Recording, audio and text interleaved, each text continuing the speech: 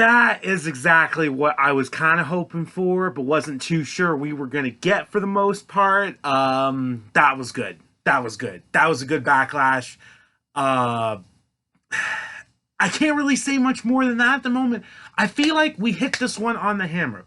I thought we were going to get a good show, and there was a chance of some matches being elevated above B pay-per-view quality, but at the same time, still nothing we're going to be talking about to an extreme for the next few months. Let's do this. How's everyone doing? Your boy here, Apollo from Down, Down, Up, Up, and of course, right now, we're discussing Backlash 2023.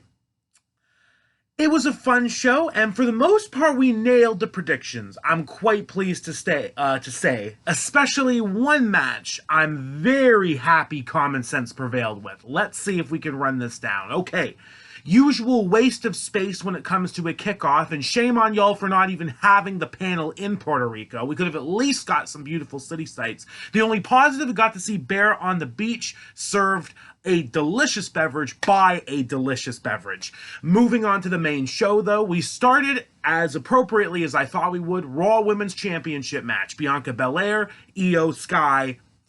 I was wrong. I thought the SmackDown Women's Championship match would be a little bit more elevated, but no, these two gave us a good story, and the crowd was exactly what I wanted them to be, and I have to say it again. Thank you, Puerto Rico. Thank you, Puerto Rican fans. You made that show so much better. You really did. You were incredible. I wish we could come to Puerto Rico, WWE, as much as like yearly or like once or twice every year. You're great. You're beautiful. Thank you for last night and SmackDown, to be fair. But Bianca and Io put out, the crowd was very pro Io, and how appropriate considering I feel like they're starting to get somewhat of a mass of we're sick of having Bianca being the face and the champion for as long as she has. Me personally, I don't still really have a problem with it. I like what she's selling. It works for me. It does it for me. But the crowd, again, pro Io, wanted her to win. These two had a lovely little match and sequences, and I love Bianca's strength spot with Io going up by one arm. Yes, Io was holding some of herself on Bianca, but that wasn't the point. It was trying to get the crowd back on Bianca's side by letting her show off her strength. That was a very good play by those two in that match.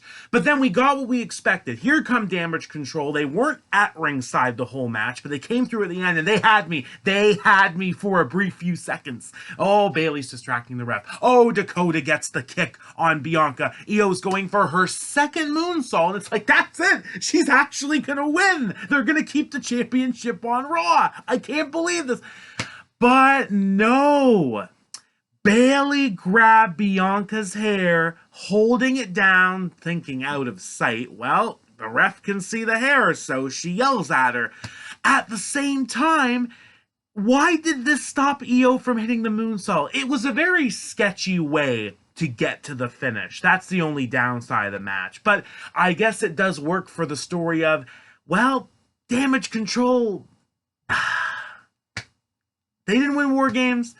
They didn't win at WrestleMania. I don't see them lasting very long. And this is just another way to get to that story because Io took too long to hit the moonsault. It did not connect. And KOD 1, 2, 3, that rhyme, don't hate the player, hate the game, bars. Bianca Belair is still the Raw Women's Champion after a lovely time minus the hair Bayley nonsense. But where do we go from here? I don't know. I still hope that Bianca and the SmackDown Women's Champion, who I'll save till we get to the match, we'll unify those championships finally, and we'll just have one women's champion. That is personally what I would like to see come out of this little kerfuffle. As far as Damage Control goes, they can't last much longer unless they get their hands back on the women's tag team championships, because I know Bayley and Dakota have a match coming up for those, but I don't really see that. So no, I'm not going to be selling that. Good start, though. Then we moved on to Seth Rollins and Omos, and here's the thing. Did you have investment going into this? Probably not. Probably not. Was the match that bad? No, honestly, it wasn't that bad. And the finish was good, too. But you have to think of my opinion when I give these things. I watch these shows generally with a group of 4 friends. and we do predictions most times. One of my friends had Omos for this match, and he decided to make it interesting. He really put over Omos in all the ridiculous ways you can imagine, and it just turned into comedy. He made the match 1,000 more times entertaining, so I enjoyed this. I enjoyed this with my group of friends, and it was okay. It wasn't the lowest part for me that night. It really wasn't. He was hysterical. You love it when you have people that can take some crap and make it good. And to be fair to Seth and Omos, they tried to make the most of what they had. This wasn't bad, it was just there. But thankfully, the result was as it should have been.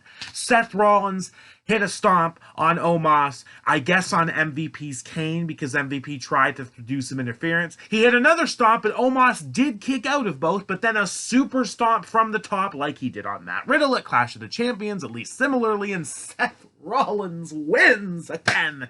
Ooh, he's got to be getting closer to that World Heavyweight Championship, I hope, because I really didn't want to see him lose this match. And he didn't. Omos is just fodder at this point, and that's just how it is. Can't really be more descriptive than that. Moving on. United States Championship Triple Threat match. These three put in the good work. Austin Theory defending against Bronson Reed and Bobby Lashley. Nothing too special, but it was just a good match. I like what they were doing. They were hitting their big stuff early and surprised me. The sequence that led up to Bronson Reed finally hitting the tsunami almost got me because of how crisp it was, with Lashley and Theory doing their stuff and then Bronson hitting his. That was good. That was damn good. I enjoyed that. But we got what we expected. We get the spear, I believe, to Bronson Reed. Austin Theory throws Lashley out, gets the pin on Reed, and still your United States champion, Mr. Fluke Artist himself, Austin Theory. Didn't hate it. It was good. Moving on. SmackDown Women's Championship. Zelina Vega, who, oh boy, I can say got probably the biggest pop of her career working in this match as the babyface hometowner, taking on the SmackDown Women's Champion Rhea Ripley. And this was good. This had some good false finishes. Not as much as I thought we would get, though, honestly, but Zelina did tease with her tornado DDT and the knees from the top.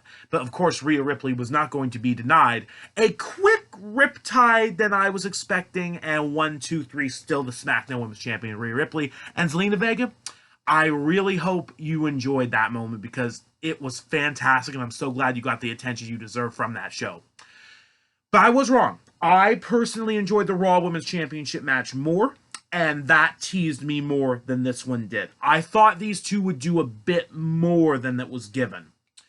Now, we move on to what I will say should have been the main event. Bad Bunny, Damian Priest, street fight. These two did a great job. This was so entertaining. The crowd was into it. They were singing Bad Bunny's music. It was fantastic. These two were beating the crap out of each other. You know it was going to go down once Bunny came out with a shopping cart full of goodies. And he even took the freaking broken arrow through the tables out in the crowd. It was fantastic. But again, what are we waiting for the whole time? We know it's not staying one-on-one, and it didn't. Because then, right when it looked like Bad Bunny was in control over a very bad leg that Mr. Priest had when he hit it off the post, and then Bad Bunny destroyed in the corner, here comes Finn Balor and Dominic Mysterio. They're getting in their shots, but alright, here comes Rey Mysterio to save the day. Not quite. Where's the LWO? Well, we'll get there, but then we had the surprise of the night. I should have been expecting it, but I wasn't. Carlito showed up. This made up for his return in an empty arena during an empty Royal Rumble match. Carlito came out to save the day. Backcracker and a spit in the face of people who don't like to be cool. Also people who look like mules. Shout out to Charlie Haas for that. It was great. And as if it couldn't get more wonky, Savio Vega, who we saw earlier, I want to say either early in the show or the kickoff, came out with the LWO. There was a weird pause. I don't know why the pause was so strange. But then we definitely took care of Dom and Balor, and we got back to one-on-one Bunny and Priest. But we weren't done. They had some great false finishes still to come. The figure four, you're like, oh my goodness, is Bad Bunny going to make Priest tap out? The sliced bread number 2 after Priest went in the chair. Fan-bloody-tastic. But no, we gave it to Bunny with the Destroyer. Well done. He does look great hitting that move. And like I said, done. Bad Bunny wins. It's what everyone wanted to see. Good celebration after the match. It just continues to prove the point. The only good thing that can win and become successful in Judgment Day is Rhea Ripley. Damian Priest takes the L, just like Dominic and Balor took at WrestleMania. I can't complain. It was a fun time, and it should have been the main event. The crowd was so hot for it, and I was hot for it too. Fantastic. I love celebrity matches in WWE right now. They're never getting better than the span of 2022 to now. We'll see how long it lasts, but I love it. Love it. And now we get to the point in the show where I was starting to get worried for a couple reasons. I was confident going into the six-man tag with my logistic. Roman Reigns is coming back this week. This isn't for the tag team championships. I think the Bloodline should win this. Everyone in my group of friends disagreed with me, and the stakes were high. After a good match, I don't think anything too crazy other than Owens taking another nasty bump on those stairs. Freaking brutal. But we were teasing the Bloodline splitting because we had Solo disagreeing with the Usos for a good portion of the match, and I believe we had Jay or Jim kick vice versa right in the head by accident. And Sikoa ready to spike one of the Usos. Man, the storytelling in that. But I just kept telling myself, no, we can't do this now. If we're going to do this, surely Roman Reigns has to be present.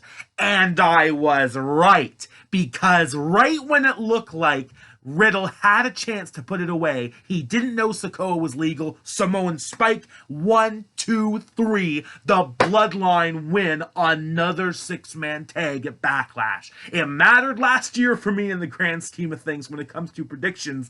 It mattered here. I was very pleased with myself for calling this crap in the last lately. Owens and Zayn won at WrestleMania. They didn't take the pin here. They beat the Usos again on SmackDown a couple of weeks ago to keep the championships. They did not need to win this match, and they didn't. Only downside, Riddle is a walking L right now. He's done nothing since coming back. He beat Jim on Raw, and that's it. It's pretty damn sad to see him just in the slumps at the moment, but we'll see what happens. But I'm happy, because the Bloodline needed this, and we'll see what happens with Roman Reigns being back around for the time. Whew, and then we got Cody Rhodes versus Brock Lesnar, a match I really just couldn't picture in my head. What's this gonna look like? How is this gonna be? Well, Cody didn't want to waste no time. He got Brock Lesnar on the outside, whipped him with the stairs, and definitely an upper hand in the match. Then we get to the match, and alright, we're getting disaster kicks, but Brock ain't putting up with that. He did a great catch into a German suplex. It looked so good. And then, surprisingly, he juiced. That's right. I'm not sure if there was a blade involved or not, but Brock Lesnar took a exposed turnbuckle to the face and just started gushing. He did not stop. I cannot believe how much he bled in that match, and I was not expecting it. Cody got the back-to-back crossroads, didn't do it. Brock got the F5, didn't do it. And then the Kimura lock gets in. Oh boy, is Cody gonna tap? Brock Lesnar's gushing, but he's got it in. But then, it's debatable. Did we take the easy way out in this match? Well, think about it. Brock might not have wanted to put Cody over at all. At least we got that much because Cody pushed his body weight to keep Brock Lesnar's shoulders down for the 3. Cody Rhodes did it. I was wrong. He beat Brock Lesnar. He actually beat him. It's not the way I would have expected, but it was very wonky, like Brock and Bobby at their, I think it was Crown Jewel last year. Similar to those effects.